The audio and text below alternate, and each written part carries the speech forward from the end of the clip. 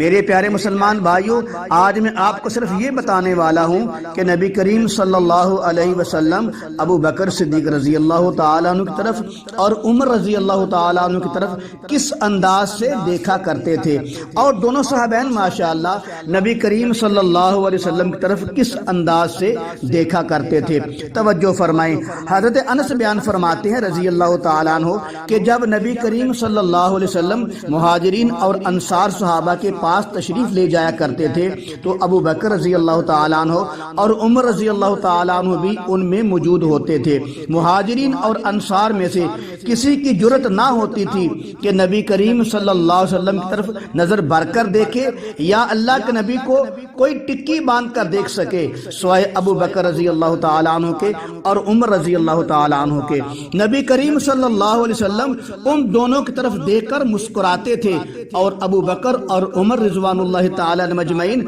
اللہ کے نبی کی طرف دیکھ کر مسکراتے تھے۔ سبحان اللہ، وہ کتنا یار پیارا منظر ہوگا جب اللہ کے نبی ابو بکر صدیق رضی اللہ تعالیٰ عنہ کی طرف اور عمر رضی اللہ تعالیٰ عنہ کی طرف دیکھ کر مسکراتے ہوں گے۔ پھر میں یہاں پر کہنا چاہتا ہوں، ذرے اس خاک کے تابندہ ستارے ہوں گے جس جگہ آپ نے نالین مبارک اتارے ہوں گے، کتنے رنگین تیری محفل کے نظارے ہوں گے جب تیرے گرد تیرے یار پیارے ہوں گے۔